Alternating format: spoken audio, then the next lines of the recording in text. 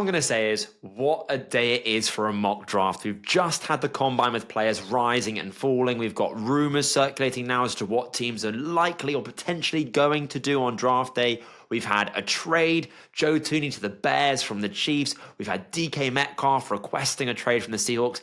It is all officially kicking off with free agency just about starting. And also, on a personal note, it's finally sunny in London. And as my British listeners, or my London listeners will know, no better city than London when it's sunny. And also, sporting my Georgia Tech jersey today for you eagle-eyed viewers. Yes, I'm a bald Noah. I'm a Yellow Jackets fan. It's World Book Day today in the UK, and I dressed up as Tim Riggins from Friday Night Lights. If you know, you know. Not maybe that accurate, but still went for it. So, this mock draft is going to be more based on predictions, kind of what we're hearing around the leagues, what I think teams will do. Not every pick will be that, because we don't know about what every team is leaning towards, but that's going to be the theme running through this mock draft. So in line with that theme, the Tennessee Titans are on the clock at 1, and this is probably going to be the last draft or the last mock draft I'm going to do that doesn't have some sort of trade in it, but nevertheless, we're going to stick to the draft order as it is now. So the Titans have the first overall pick. It's a question of, if I was doing trades, I think the Giants will be ringing the Titans' phone off the hook, frankly, to trade up for Cam Ward. I don't think the Titans are going to take Cam Ward. That doesn't seem to be what we're hearing around the league. And I do want to state that I'm not one of these in the knows yet, unfortunately. So I'm just hearing it from other people that are. So I think the choice then for the Titans is, barring a trade down to 3, is Travis Hunter or Abdul Carter. I'm going to go with Abdul Carter here. Probably the highest ceiling in this draft class can be an elite edge rusher. Yes, he does have that foot injury, I believe it is, where people have said he might need surgery. Others have said it might be fine by the time the season rolls around. Either way, guys, I don't care, right? We do not care. Let me just say that. Like, Carter is the level of prospect where him missing a few weeks for a non-serious injury, which may or may not require surgery, is frankly irrelevant to his draft stock. Don't let the hype get to you. Abdul Carter will still be a top 3 player in this draft when it's all said and done. I am very, very sure of that. And the Titans need the talent, frankly. I think you can't go wrong with Travis Hunter here. I think you can't go wrong with Abdul Carter here. But I think edge just about, pun intended here, edges it for me in terms of kind of what I'm looking for to build a team around. I think Carter's going to help me more with that, which is what the Titans do need. And they have a new GM, so they don't need to draft a quarterback this year. The Browns. Now, what we're hearing from the Browns, interestingly, and again, I wouldn't do this if I was the Browns GM, but the Browns GM also said that they're evaluating Travis Hunter as a full-time wide receiver, which I think is mental. But anyway, we seem to be hearing that the Browns are really hot on Cam Ward. Now, Cam Ward is my QB1, the clear-cut QB1 in this class. I think consensus is now definitely coming towards that. Shedeur Sanders is definitely falling. Will Shedeur Sanders even go inside the top 10? Will he even go inside the first round in this mock draft? Remains to be seen. But Cam Ward is the clear-cut QB1. He's got the arm talent to be one of those top quarterbacks in the league. He's got the playmaking ability both in and out of structure, and he's an athlete. And those 3 things are what I look for in a franchise quarterback. Now, it is worth noting that this is a weaker class. Not all QB1s are created equal. Kenny Pickett was a QB1. I don't think Cam Ward is Kenny Pickett at all, but in last year's class, if we put this version of Cam Ward in it, he'd probably be my QB4. So I don't think Cam Ward is the level of prospect that you have to take, either if you're the Titans or the Browns, really, which is why if I'm the Browns, I wouldn't take Cam Ward. I'd kick the quarterback can down the road. But the Browns are seemingly hot on Cam Ward, so that's where we're going to go this time. Now, that leaves the Giants at 3 in a massive, massive pickle, to use a slightly British phrase there.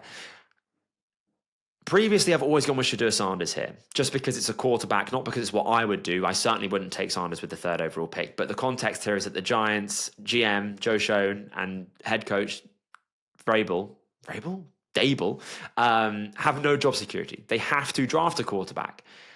But it seems to be, though, that Shedeur is really falling out of favor. And I don't think that means that NFL teams are lower on him. I actually think it just means that the media are finally coming around to where I and others have been on Shedeur all along, which is that he's not worth a top 15, definitely not worth a top 3 pick, 100%. So that leaves the Giants in a bad situation. They were reportedly all in on Matthew Stafford. We know that from the combine. They even reached the trade comp, so they were going to trade enough picks to get him from the Rams, and they were going to pay Stafford enough for him to want to go. So they had the money, they had the trade. They even hired his brother-in-law, I think, to try and get him in New York. Stafford obviously is now with the Rams. Signed a new deal. So, in the game of quarterback musical chairs, the music is stopping and the Giants don't have a chair to sit on. Justin Fields, Sam Darnold, Shedeur Sanders, none of those options are great. I'm going to go with Travis Hunter here. I think on draft day now, this is what I think will happen.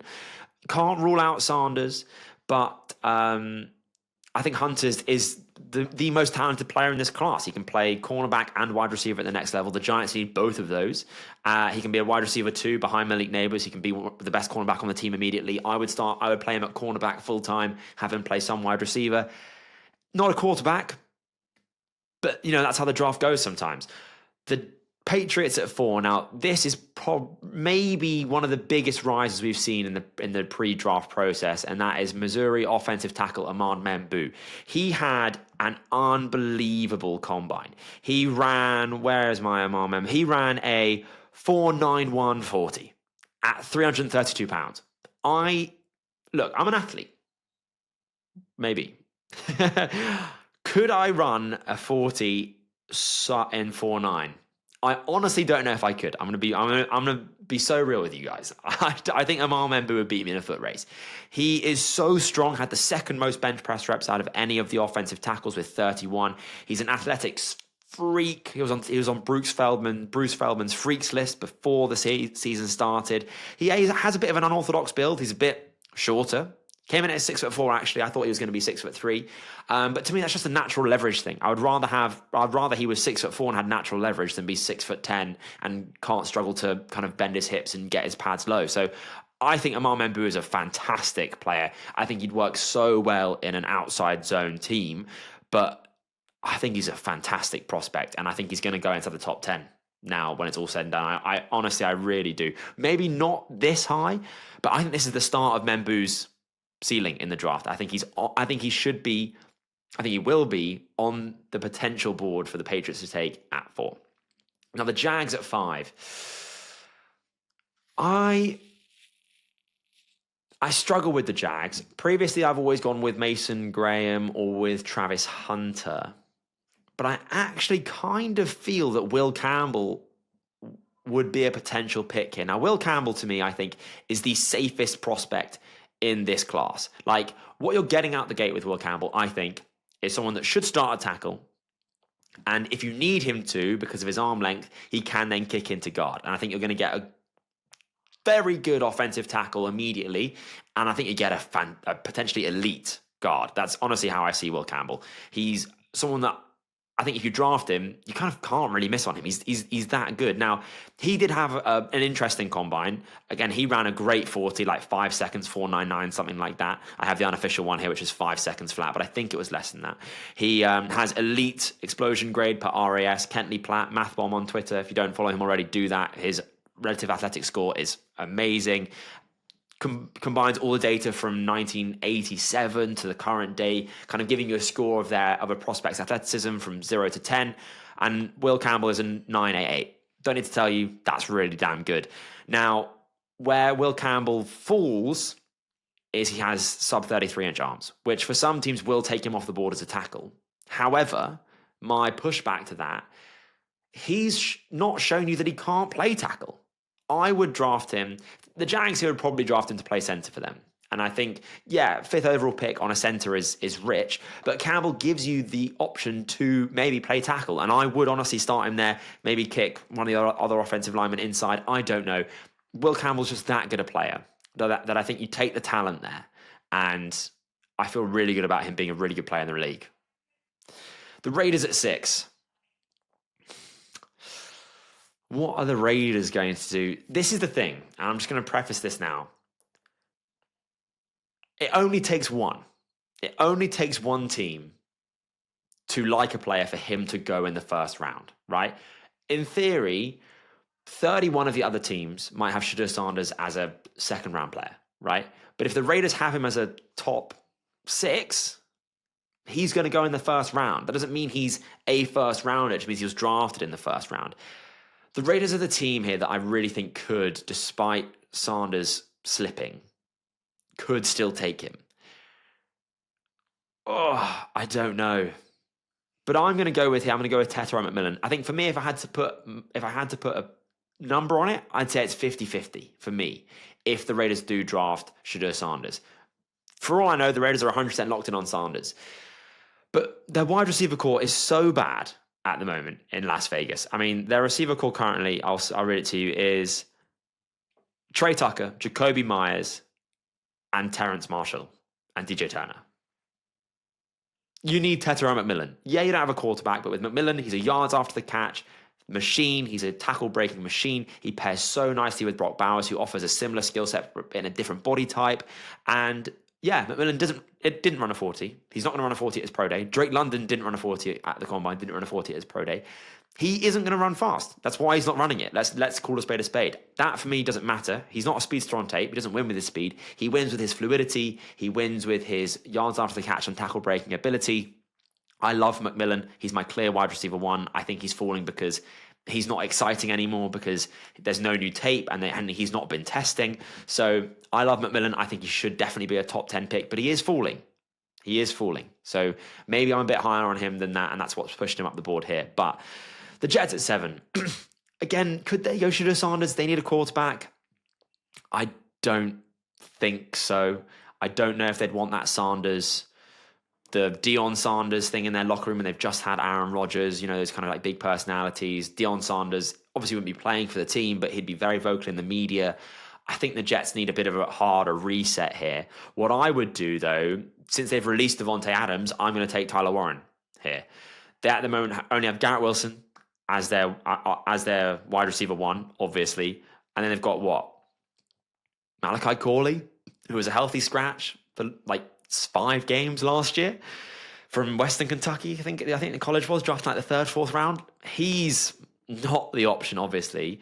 A wide receiver here, there isn't another one that I would take. I think Tyler Warren, though, fills a really great skill set that the Jets need. They were apparently really hot on Brock Bowers this time last year. I don't think Tyler Warren is Brock Bowers. Brock Bowers is definitely better than Warren for me as a prospect.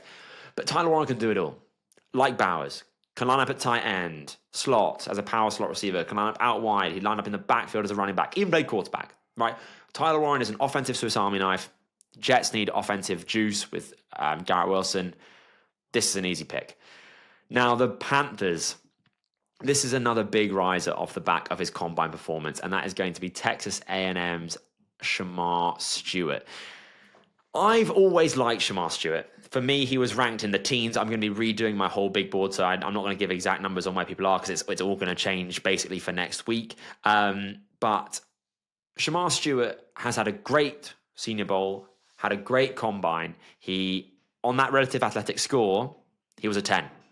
One of the most athletic prospects we've seen. A Trayvon Walker-esque performance, I would say. He moves so well for his size. Great blend of power, length, and mass. And he has amazing potential to be one of those top-tier edge rushers. Yes, he doesn't have the production, 1.5 sack highs per year on his career in college.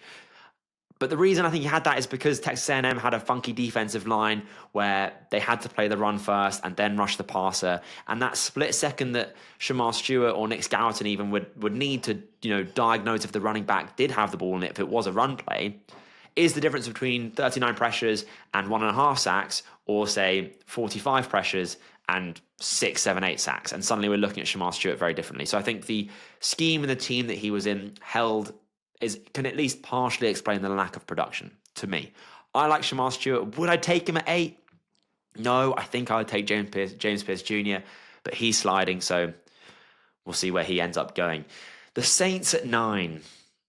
Wide receiver, tight end, defensive line. This is probably Mason Graham. Yeah, I'm going to go Mason Graham here, the defensive lineman from Michigan. Now, the reason why I've had Mason Graham slide here is previously he's been going to the Jags for me always, maybe as low as 8 to the Panthers. So this is the lowest I've had Graham fall. He did come in light at the combine. He came in at like £295, I believe. When he said his playing weight was 313 pounds, which is quite a significant difference.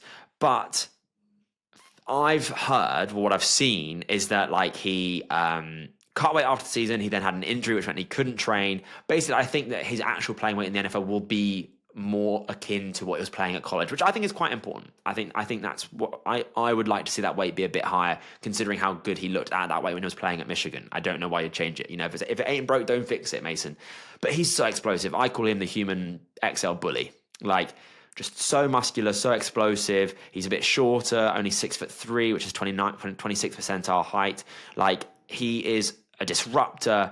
And I think he's a great player that really the Saints can build their defense around and, frankly, build their new team around, because they're going to be wandering the desert for a few years, let me tell you that.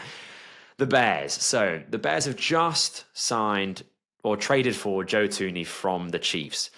They have now added, who have they added? So they've added Joe Thuney, and they've also added the other guard being Jonah Jackson from Detroit.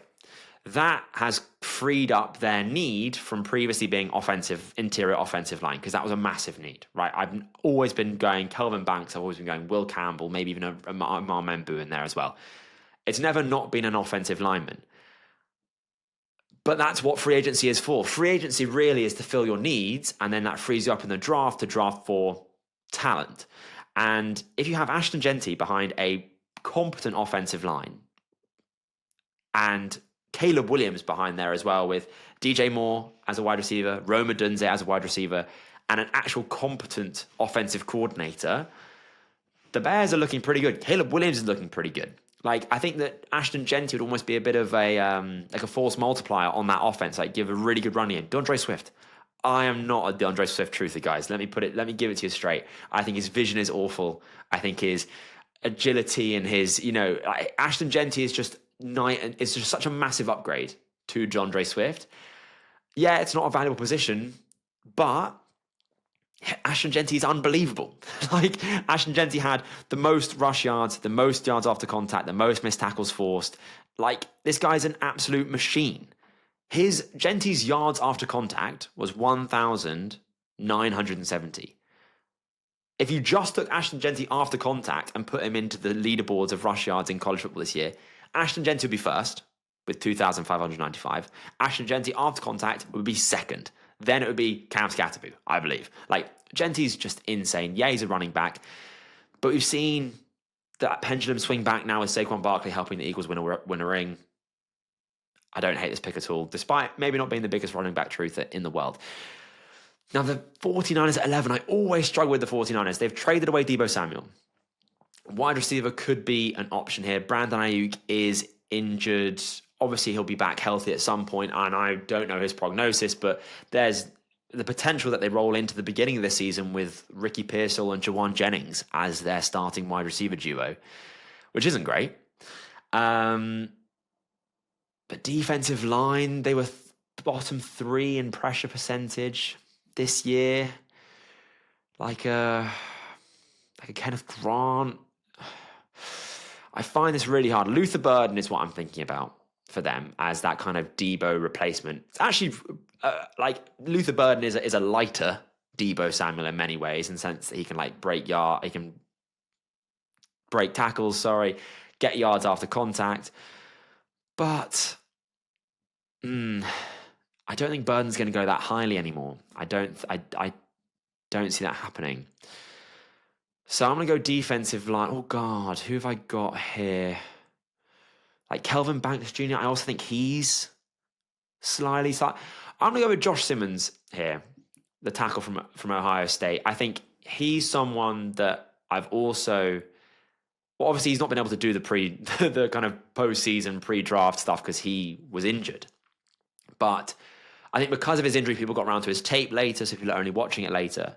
And Josh Simmons is a really damn good tackle prospect. I think if he wasn't injured, we'd be talking about him way earlier. And really what the 49ers need is they need someone that can potentially be that, can start at right tackle, and then can potentially be that Trent Williams replacement in a few years. I don't know if you'd want Josh Simmons playing at guard at all.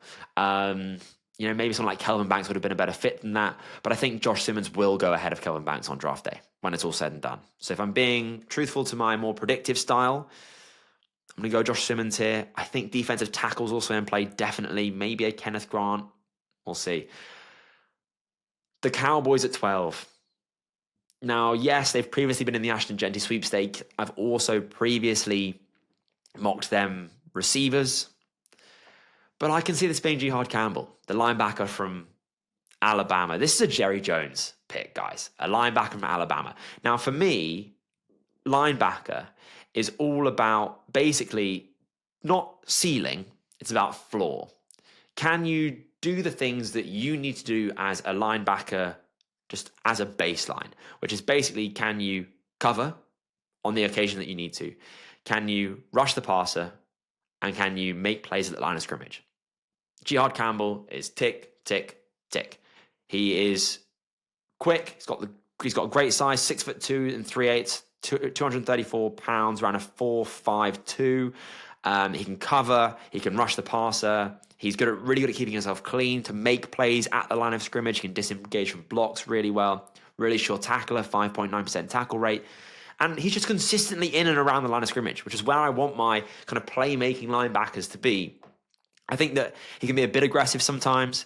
And yeah, an off-ball linebacker, he can rush the passer, but I think you want Jihaad Campbell rushing the passer in favourable looks, like simulated pressure. You want him kind of being able to put him in a good position to rush the passer, because he's not a Micah Parsons, for example, in terms of his pass rushing, or an Abdul Carter maybe more accurately from this class. But he's just a do-it-all linebacker who can make an impact immediately. Day one can be a starter.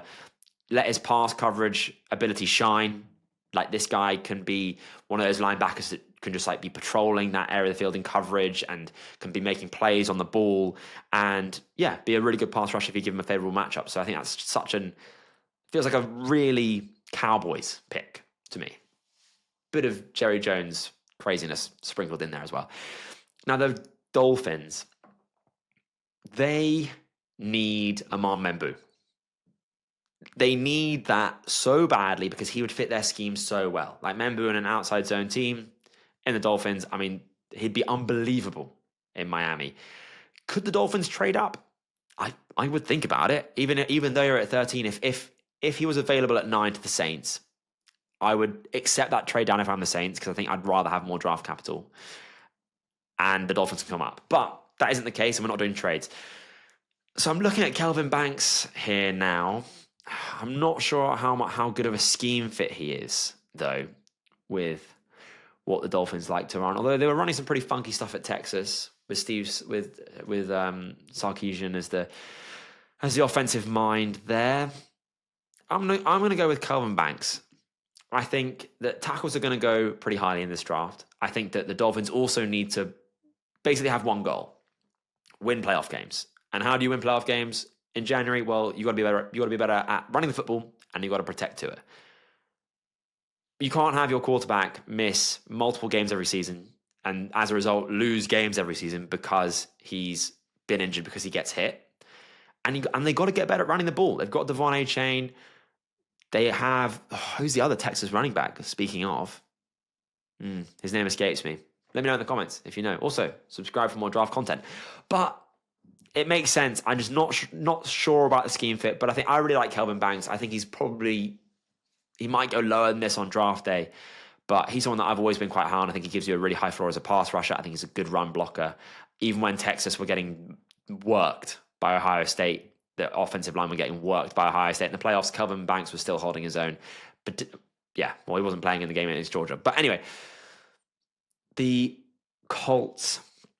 I think this is a pretty chalky. I don't know if I'm using that expression right. Is it chalk if it's quite likely? Anyway, that's what I mean. I think this is quite a likely pick, because I think this is a good pick that I would like as well. You need to, as the Colts organization, you need to work out if Anthony Richardson is your guy. He's got Michael Pittman. He's got Josh Downs. He's got Jonathan Taylor. He's got a good offensive line. He's got that other Texas wide receiver who was drafted last year, that's going to annoy me as well. Why am I blanking on these names, guys? if you give him a tight end, it's one more weapon that he can use. And I think Colston Loveland was capped. Well, I know Colston Loveland was capped by having a terrible quarterback situation this year. And he's got some really good route running chops. If you're trying to understand what Loveland's like as kind of like as a tight end type, you have the Travis Kelce's, which is like Colston Loveland. In that sense, they're a receiving tight end. I'm not saying that Colston Loveland and Travis Kelce are the same or that Loveland's going to be Kelce. I'm just giving you an idea of how a tight end can play in the NFL. And the other branch of that tree is the Rob Gronkowski. So that's going to be the Tyler Lawrence, right? Someone that can be that inline blocker and can actually be that kind of like do-it-all tight end as opposed to more of a receiving tight end. Loveland, you just need him to be a receiver. You need him to be a big target for Anthony Richardson, and just hope you see some development there, because Anthony Richardson, you're on the clock, brother. Let's just put it that way. So, the Falcons at 15. See, I now would at this point have gone James Pierce Jr. and Mike Green. They'd be off the board for me here, usually. But I think those guys are falling. If I look at Daniel Jeremiah's mocks, if I look at Dane Brugler's mocks, like the guys that have their ears to the ground, James Pierce Jr. and Mike Green are going way later. Mike Green often not in the first. And there are reports that Pierce is also sliding as well. So, could this be the Jalon Walker? Oh, damn. Could this be the Jalon Walker selection? That's what I want to know. I'm really not high on Jalon Walker at all. Who are the wide receivers? Michael Penix, needs another weapon maybe. Luther Burden's not a bad. Matthew Golden is a big riser. I usually don't struggle with the Falcons because I usually give... Oh, no. I know what I'm doing here. Don't worry. Crisis over, guys. Call the police. Flash is not... No, that's a Blackadder reference, which no one's going to get. So I'm going to go with Mykel Williams here. I had a chat, which is a video on this channel. Go and check it out. A video with Theo Ash, TikTok's very own. Go watch it, friend of the pod. Friend of the channel. Previously, I was a Mykel Williams doubter.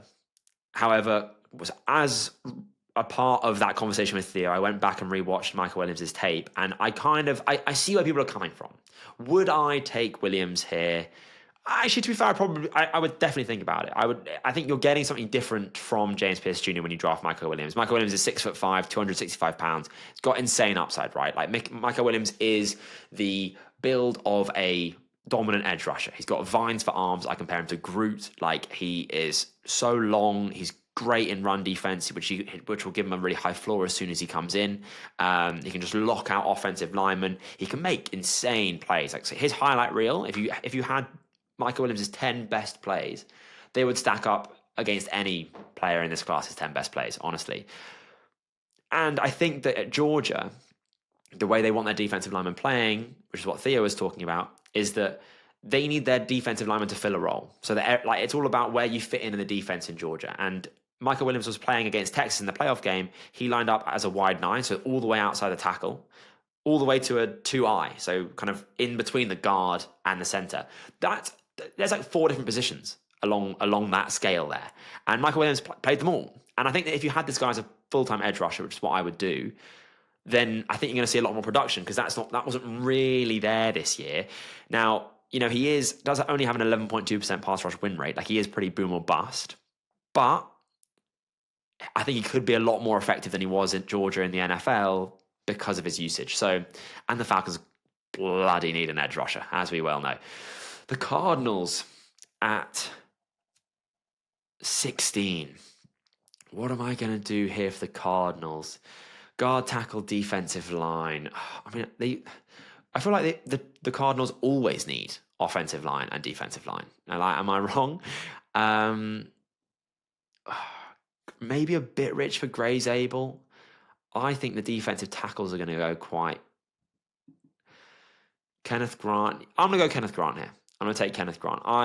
Kenneth Grant is actually one of my favorite players in this class. I absolutely love him.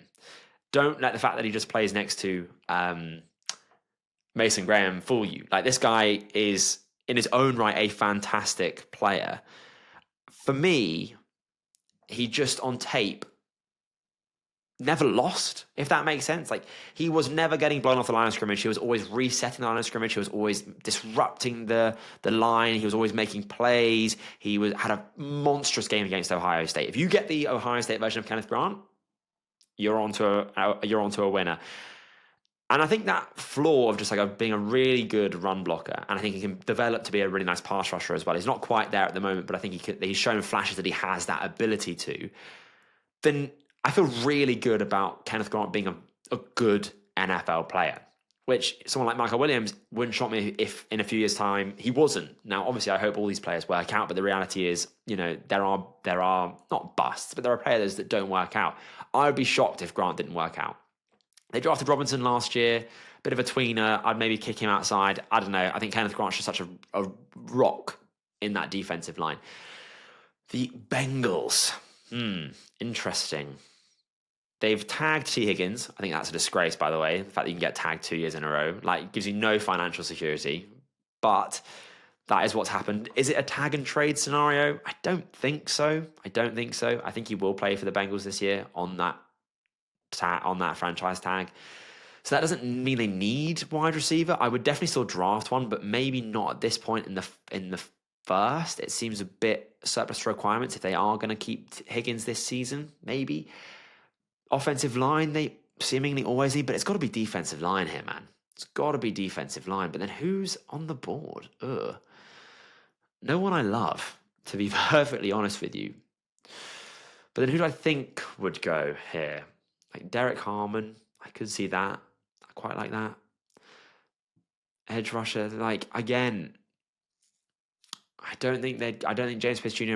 and Mike Green are going to go here. So I think I'm going to go with Derrick Harmon. Now, this is a bit high for Harmon, but I do think, for me, he's more of like a 20s, 25, 30 kind of player, at least at the moment. Thing is, though, is that I think the defensive tackles are going to go like hotcakes in this draft because it's a really good defensive tackle class. And the Bengals, like the Eagles, like the Falcons. The Falcons? Yeah, like the Falcons need defensive line help. Like Trey Hendrickson was the only person on that defensive line last year for the Bengals that did anything of note. I think Derrick Harmon can has some juice as a pass rusher. He can be that rock a bit like Kenneth Grant can be for the Cardinals now on their defensive line. And really, I think the Bengals are a bit of a tricky team to draft for here, actually, because it really all hinges on T. Higgins, and only they know what's going on there. So I'm going to assume that Higgins is going to play this year. And I'm going to assume, because if I was the GM, that they're going to work something out with Higgins long term, because, man, the Bengals are a penny-pinching organization, and it's going to hurt them. Okay, the Seahawks. So DK Metcalf has just requested a trade. That's actually broke for me. I'm recording this on Wednesday the 5th. So it has just come out. We don't know the details. Do I think he'll actually leave? I don't think so. I'm quite surprised he requested a trade, to be honest. I think the Seahawks might try and work something out contract-wise if that's kind of he said he wants to go to a contender. I mean, Howie's probably on the phone. He's probably already an Eagle by the time this thing drops. Let's hope that isn't the case. Although I don't think it really impacts this mock draft that much, because if I'm looking at the wide receivers, I don't think there's anyone here that doesn't kind of clash with Jackson Smith and Jigba's role. They've also got rid of Tyler. They also released Tyler Lockett, which isn't surprising. A good service, good career from Tyler Lockett. You've got to clap the boy off. So it is just basically DK Metcalf and JSN and Jake Bobo. I don't even know if he's still on the roster. I think Luther Burden and Mekrak Buka and Matthew Golden. I think they all kind of overlap with Jackson Smith and Jigba, especially Burden and Buka, who are kind of more slot guys. I love Elikai Manor. I love Jaden Higgins. I don't think Manor will be a first rounder. I think Higgins could be, but not at 18. So that doesn't leave me with a lot of options wide receiver wise. So I'm going to move on there. What I'm going to do instead is draft a big combine warrior in Nick Emmanwori from South Carolina. Now, he had one of the best combines. Well, yeah, one of the best combines of all time. So from the RAS, the relative athletic score, he scored a 10. He is the most athletic safety ever, at least on record since 1987. And looking at those old guys that played in the 80s, I'm going to put decent money on Emmanwori being the best athlete of all time at the safety position. He is 6'3" and 1/8", 97th percentile, 220 pounds, 92nd percentile. Vertical jump, 4'3". Vert was 43 inches, 98th percentile. Broad, 11'6", 98th percentile. And then the 40, I have him here as running a 4'4", which is 94th percentile, but that's the unofficial time. I believe he actually ran faster than that, which would be even more. This guy's an alien. What Emmanwori would do is that athletic profile allows him to play so many different roles on a defense. He can, in zone coverage, be a coverage guy. He can play in the box. He can play on the line of scrimmage. And we've seen with Mike Macdonald's defenses how a player like Kyle Hamilton, basically for the Ravens when he was defensive coordinator there, can allow you to do other things for your defense. If you have a safety that can play in the box as a pseudo linebacker, if you have a safety that can be on the line of scrimmage to rush the passer on occasion, right, on a blitz, or if you can also use him to cover. Really versatile, and it allows him to do things. I personally love Malachi Starks. I have him as the higher rated prospect, but I think it will be now 50-50 really between Emmanwori and Starks as to basically what teams want from their safeties. Do you want a high game IQ coverage safety who can basically man up on receivers in the slot? That's Malachi Starks. If you want an enforcer, that kind of Cam Chancellor, Derwin James role who can be in the box and play the run and also be able to play the pass, then Emmanwori is your guy. Different sides of the same coin. I'm a Starks guy, but I can see Emmanwori going before him, and he's a good fit on Mike Macdonald's defense. 19, the Bucks. Linebacker here isn't great. They always go with kind of late first edge rushers, which never really work out. So I'm kind of pushing back on them doing that. I'm going to go with Jahdae Barron here, the cornerback from Texas. Now, Barron has played in college football for quite some time, 5 years. But in his 5 years, he's played basically the Tyler Warren of the defense. He's played safety, free safety, strong safety, nickel, outside corner. He only played outside corner this year. Previously, he was kind of like a top of the second rounder in terms of his nickel coverage ability as a slot cornerback, basically. But he's so versatile. He's so experienced. And I think him playing all over the defense has given him amazing spatial awareness. This guy has eyes in the back of his head. He knows exactly where everyone is at all times. He's so instinctual. He's a good run defender as well from his time in the slot. And if you play, annoyingly, I'm not sure what the Bucks run here, defensive scheme wise, but get him in zone coverage in quarters or cover 3 heavy and get Barron to have his eyes on the quarterback, you're going to get a damn good player. And I think it would really fit. I feel like that does fit the Buccaneers defensive scheme. Anyway, Broncos at 20. This one I think is pretty light. Yeah, this one's pretty light. Oh no, I like that pick. Luther Burden is what I've gone with, the wide receiver from Missouri here. Now, Sean Payton, the Broncos head coach, has said that he wants a kind of a joker role, someone that can wear different hats in the offense. And Burden, I think, can do that. He has played lineup at running back, not as a handoff guy, but as someone that can run routes out of the backfield. He's operated mostly from the slot, but I do think that in the NFL he can have more snaps out wide. He's got a decent enough build at 6 foot, 200 pounds, I believe he came in at. And it's also another weapon for Bo Nix. I think Bo Nix has shown himself to be a good quarterback, but I think he's also shown himself to be one that would be better with better talent around him. So you've got Cortland Sutton out wide, Luther Burden in the slot. What's not to like? The Steelers. Now, I think someone here has fallen way too far, and that is Will Johnson. I probably should have been more aware of that when I was going over it. But the Steelers, if this were to happen, now Johnson has had an injury, and that will to some extent impact his draft stock. He's not been able to test, missed a few games last season, and there would be an element of kind of an injury discount here almost, if that makes sense. And the Steelers need a cornerback, right? Dante Jackson ain't it. Joey Porter Jr. hasn't had a hot start to his career. And I think Will Johnson could, in many ways, be the best pure corner in this draft class. I think that I think probably Jahdae Barron would. I think Will Johnson probably would go ahead of Jahdae Barron. I think maybe that should have been the pick for the Buccaneers. Either way, I clicked the button, guys.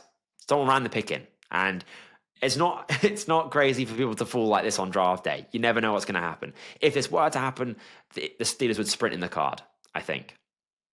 And yeah, Shedeur Sanders is still on the board, but they've already drafted Kenny Pickett with basically the same pick, 19? And look how that ended up. So I don't really think you want to be drafting that here. Chargers.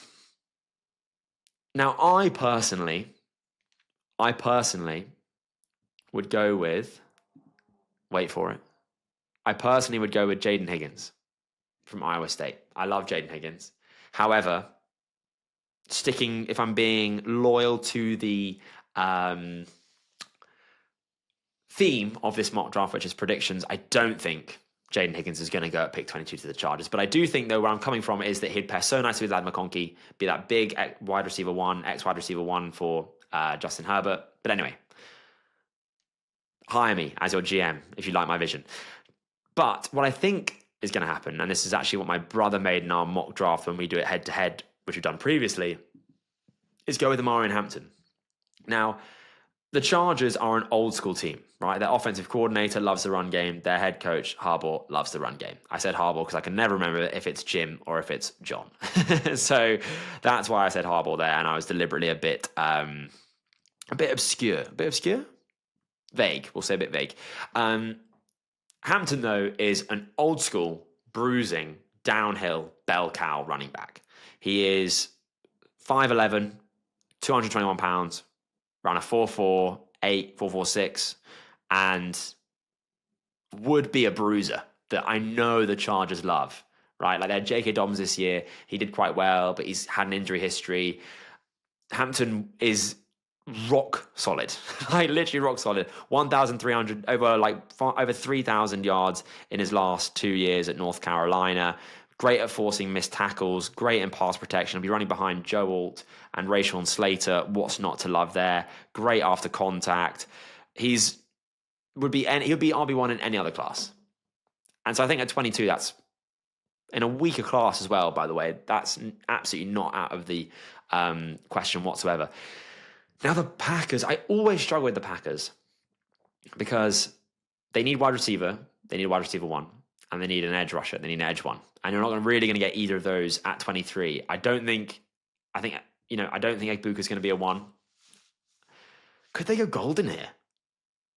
Yeah, all right. I was going to say I don't hate it. I'm not a Matthew Golden guy. Okay, I'm going to say it. People aren't going to like it. I'm sorry. I know people love him. He's the golden boy, pun fully intended.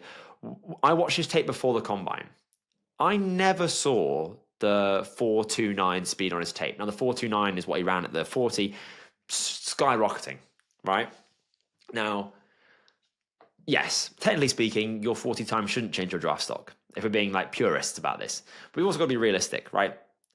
John Ross went to the Bengals at 9, because he ran a 4.22, whatever it was back in the day. A lot of GMs are man fast, therefore man good. And it really would not shock me to see Golden go where I have him. Because I also think a lot of people are high on him. I've seen Dino from Dino Talk Sports. He has him over Tetairoa McMillan. I love Dino and his content. That to me though is bonkers. I've seen people call him kind of the next Stephon Diggs. Again, that is absolutely insane to me. I think with Golden, he, on his tape, showed really good route running, right? This guy feeds on post routes, right? The Arizona State tape was elite. No other way to say it. Fantastic. That 4th and 8 for a touchdown to keep Texas in the game was unreal. And he's got really good ball tracking skills deep down the field. And he tested fantastically. Well, his 40 was fantastic. He didn't actually do anything else. However, what I saw was a lighter wide receiver at 5'11", 191 pounds, who struggled to kind of play through or disengage effectively from contact in his routes. He's got inconsistent hands. He's got 14 drops over the past 3 seasons. And I just didn't see that level of athleticism on his tape. I thought he was an adequate athlete. I don't think he's bad. I'm not trying to hate on Golden here at all. I'll have him when it's all said and done as a firm top of the second round kind of player. But I would take Egbuka ahead of him. I would take Burden ahead of him. I would take McMillan. I'd take Higgins as well. obviously Travis Hunter as well, if we're looking at him as a wide receiver. So I'm not on the golden hype train, but I think he will go early because of how well he tested. And I think at the Packers, that's a fit that I could see. Now the Vikings. I think 3 running backs is too generous. I think Hampton would be in play here. I think Kenneth Grant would be in play here if he was still on the board. What do I have the Vikings as needing? Because this is a team that, especially defensively, is always really hard because they kind of need to be quite positionally versatile. I think Nick Emmanwori would be a potential player that would go hit. Malachi Starks could. Doesn't really offer pass rushing. So running back is a need. Interior defensive line is a need. Cornerback is a need. Basically what PFF have, actually. So that would have helped. Who are the cornerbacks on the board? Let's have a look. Trey Amos, Maxwell. This guy ran quick. Man go fast, man good again. I don't know, man. I think that's rich. But Nate Wiggins had the same thing. Anyway, defensive line. Who's on the interior defensive line? I'm thinking out loud here. Darius Alexander, Walter Nolen. I could see Walter Nolen. I'm going to go with Walter Nolen. Now, Walter Nolen has some incredibly high flash plays on tape, but he plays like a headless chicken. Like, he has no plan. Like, he kind of makes these amazing. He'll like detonate a guard and he'll be in the backfield as the running back's getting the handoff. But there's nothing kind of after that point. He's kind of like, he reminds me of like a bull in a china shop, basically. Just hair on fire. And what you get is a fantastic potential player, but he does need refinement. However, I do think that he will be a first rounder. I personally wouldn't take him in the first. I don't think. Again, top 50 big board going to drop next week. Make sure you're subscribed. In fact, go subscribe now if you haven't already for more draft content.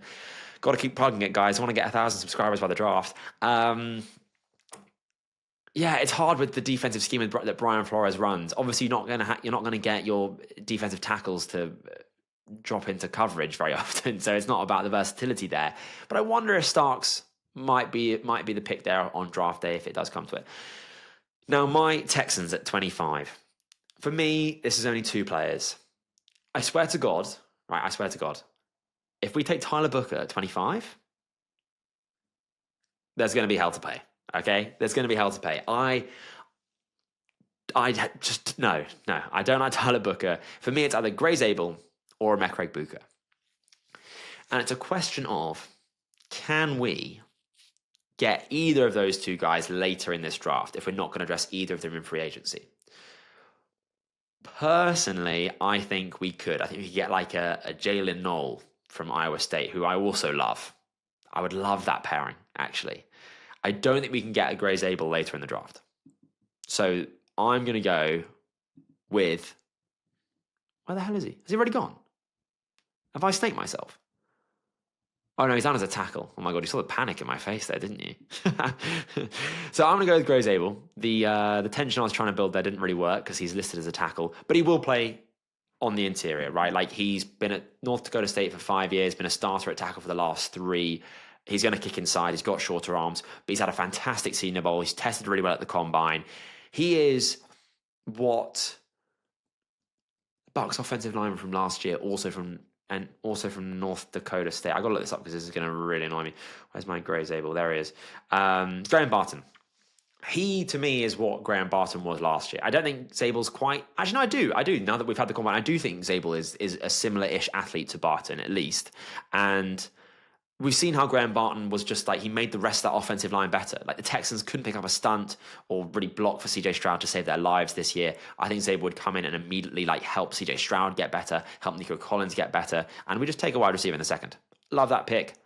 Get me the Zabel jersey. The Rams. What the hell are the Rams doing? They're in a very odd position. Tight end, obviously a big one, but no one that I'd take here. I think, we're going to go Josh Conerly Jr. here. Josh Conerly Jr. needs to add a bit more mass to his lower half. He was a running back, I think, in college. Not college, or at least in high school. So he's still kind of trying to put mass on. But what you're getting with Josh Conerly Jr. is a kind of starting caliber offensive tackle at the back end of the first round, which is pretty good value. And look, the Chiefs are going to be calling, I think, at this point, if there is an offensive lineman on the board. I think the Chiefs are going to be trading up even higher, but I'll talk about that when we get to that pick. But the Rams protect Matt Stafford. He's like that fish from SpongeBob with all of his limbs in casts and stuff. Like, he needs help. I think it would help Kyren Williams.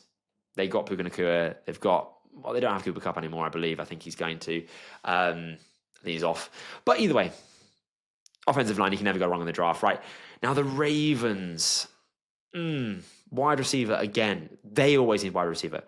Falcons always need edge rush help. Cardinals always need trenches help. Ravens always need wide receiver. I feel like this is just always the case with the Ravens. They've never had a wide receiver one. Bateman didn't land. Flowers is more of like a 1.5. But I'm going to go with Nick Scourton here. Or Jalon Walker. Nick Scourton. I'm going to go with Nick Scourton. As I said a little bit earlier about Shamar Stewart, Nick Scourton at the Combine, when he rocked up, had already lost, like, I wonder if I have it down here, but he lost so much weight already.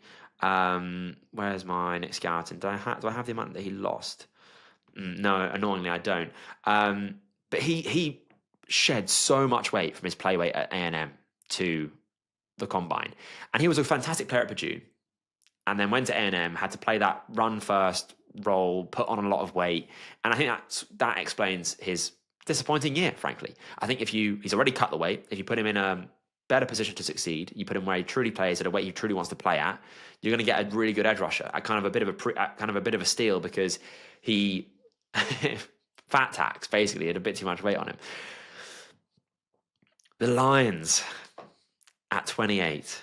Previously, I've gone like Aiden Hutchinson. Previously, I've gone Jack Sawyer.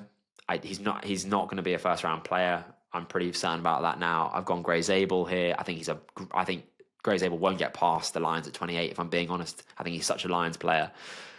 But what am I going to do here?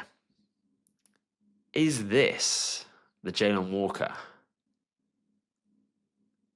I think it might be. I really like Donovan. No, it's not. I'm going to go with Donovan Ezeiruaku.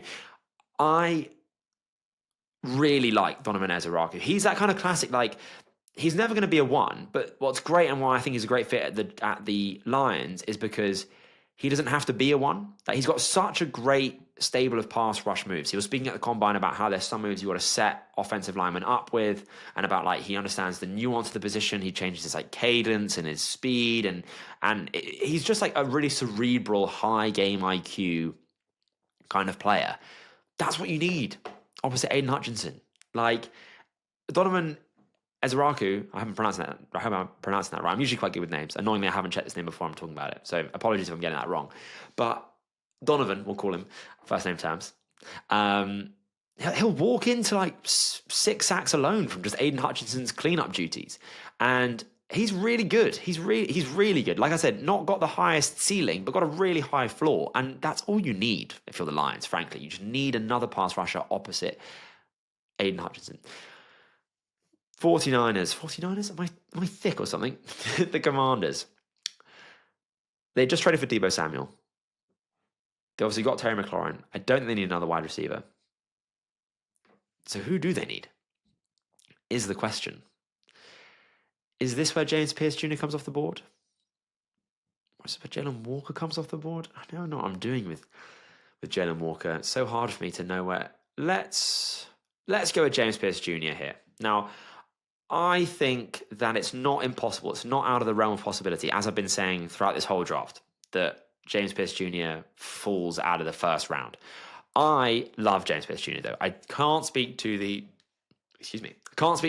character concerns because I don't know any of them. However, that seems to be why he's falling. I just think he's, as a player, which is the only thing I can evaluate, he's so explosive. He's got an elite first step, even for the NFL. He had a 22.2% pass rush win rate this year, 59 pressures, 8 sacks. He's not even that good of a pass rusher, if that makes sense. Like, he's only winning with his athleticism at the moment. And he doesn't really have a pass rush bag. Like, if you got James Pierce Jr. to develop more, you could get a seriously, seriously good pass rusher. I'm not concerned about his weight. I think he plays the run really well. He stood up Tyler Booker, who's that mauling guard. Ooh, That might have been the pick for the Lions. Damn. But you can tell I'm doing this live, folks. So maybe pencil in Tyler Booker for the Lions instead. Hey, look, Lions fans. We've got a bit of a difficult relationship after I gave the Jack Campbell, Jermaine Gibbs draft an F. Let me know what you think. Ezeiruaku or Booker? Let me know in the comments. But I think James Pierce Jr. can be a really good pass rusher. I think that's what the Commanders need. It's great value, I think, here. I think he's a way better player than the 29th player in the class. Need meets value, meets talent. Great pick. The Bills. I'm going to go a bit rogue here. I'm going to go away from my... Is Emeka Egbuka not going to be a first round? So I think Emeka Egbuka will be a first round pick. It's just, I don't know, with Egbuka being a slot guy for the most part and being more of like, and he's not a great athlete. He's not going to be a wide receiver 1. He's never going to be a wide receiver 1. He's a really good 2. Teams like I think if he doesn't go to like teams like the Ravens, the Bills, the Packers, even the Chargers, even the Steelers to a degree, don't need a slot guy. And you don't really want to stack those guys. So Egbuka for me is a really hard evaluation. I think if he doesn't go to the Texans, I don't know if he will be a first rounder, but God knows I've been wrong before about the draft. So I don't want Egbuka here because the Bills already have a million slot receivers. They've got Dalton Kincaid as a power slot. They've got Khalil Shakir in the slot as well. Like they tried to have Amari Cooper be that outside guy. He was not playing for them towards the end of the season. Like his line for a game was like 2 yards or something crazy. So what I'm going to do here is I'm going to go away from my prediction and I'm going to do what I would do here. And I think this isn't an outside chance. I think there's like a 5% chance this could happen on draft day. And that is Jaden Higgins from Iowa State. I absolutely love Jaden Higgins. He's going to be my guy in this draft class, 100%. He's 6'4", 200 plus pounds. He can be that outside wide receiver 1. Kind of, that's the thing is that like the Bills don't need him to be a wide receiver 1 in the sense that like a Devontae Adams or a Jamar Chase or a Justin Jefferson is a wide receiver 1. What they need is just like that outside big bodied guy. And Jaden Higgins can be exactly that. Like he's 6'4", 214 pounds, ran a 4.47. He moves so well for a guy his size and his build. Like he can cross up receivers who can cross up defensive backs who are lined up in press against him. And I think as a floor, you're getting annoyingly a power slot, which I've just said the Bills don't need. But a bit like with Campbell, I'd play Higgins outside until he can show me he can't. And I think he can. I think he's good against press. And you could be getting like a T. Higgins-esque. Not there yet, and I'm not going for Higgins. I've only just realised that. But that sense of like he can be like a wide receiver 1.5. You know, he can be that like Michael Pittman, that kind of like, you know, maybe not a 1 in his own right, but if you pair him with a great slot guy or another great tight end, that's a really good offense you've got. And Josh Allen with another weapon, 6'4" guy. Maybe he won't drop the amazing pass he makes in the playoffs like Kincaid did. Kincaid catching a stray there. Chiefs, I think the Chiefs are going to trade up if this were to happen on draft day.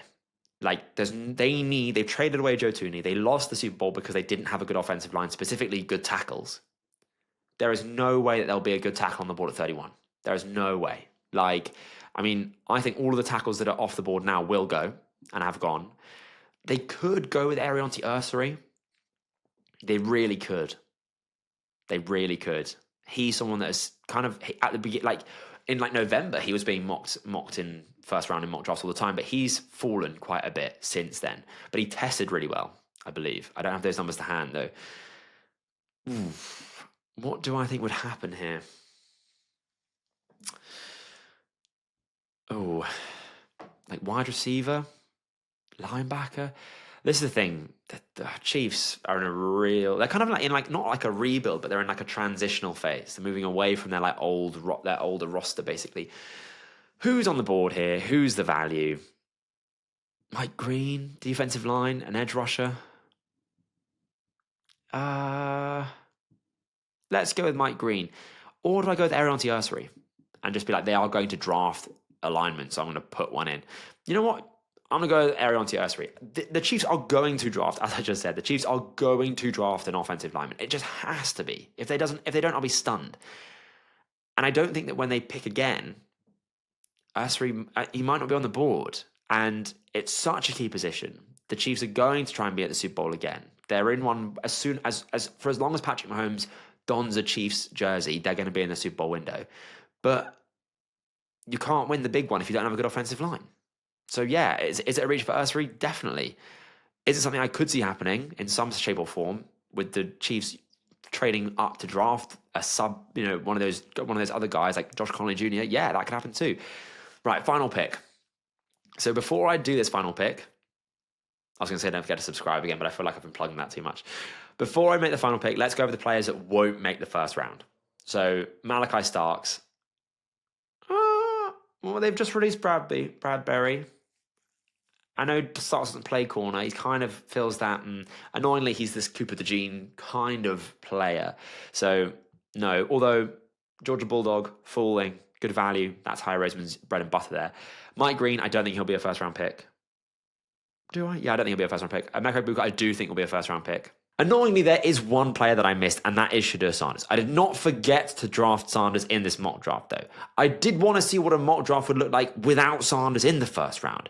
I think that if the rumours are true and that teams are really seeing Sanders being closer to QB3 than QB1, then I think it's possible that he doesn't go in the first round, frankly. Here's the thing, though. I have Sanders as a fringe first-round player. And I think really that's where consensus kind of has him, maybe even a bit lower than that as like a second round prospect. Where the potential of Sanders doesn't going in the first round falls down, though, is that it only takes one team. Right? There's 32 teams. If one of those teams has a first round grade on Sanders, he probably will go in the first round. However, I wasn't doing trades in this mock. So if he does fall to the back end of the first, it wouldn't shock me to see a team trading up to get him, like maybe the Giants potentially, like maybe the Titans potentially even, who knows, as a Will Levis replacement. So no, I didn't forget about Sanders in this mock draft. I deliberately didn't have him in this first round, really to see what it would look like if he wasn't in it. Because if I'm going to be honest, guys, I don't think he really is a first round player. What I'm going to go for here, though, is Jalon Walker. I said already, Georgia Bulldog, falling, value there. I think Walker will be a first-round player. I'm not a Walker guy. When I said that I think linebackers should tick every box, I think Walker kind of ticks none of the boxes. I don't think he's that good as a pass rusher. I don't think he has a very good pass rush, a stable of pass rush moves. I don't think he's got a good pass rush plan. I don't think he's good enough in coverage. So he projects more as a full-time edge, but isn't going to be a good enough edge. But that's the thing with the Eagles is they're going to draft the Georgia Bulldog who's going to fall, and they're going to turn him into a defensive player of the year. They have also just signed Zach Bourne to a long-term deal. So maybe he wouldn't need to play linebacker. It would just be more of an edge. Anyway, as you can see now on the screen, that's my full mock draft. If you like any of the picks, if you dislike any of the picks, I want to hear all of your thoughts to any of them, really, in the comments down below. Is this the best mock draft you've ever seen? Is it the worst mock draft you've ever seen? Let me know. Make sure you subscribe for more draft content. One more plug. Got to get to 1,000 subscribers before the draft. That's my goal. But I've been Dom Corbs. This has been Corbs NFL. I'll see you on the next video.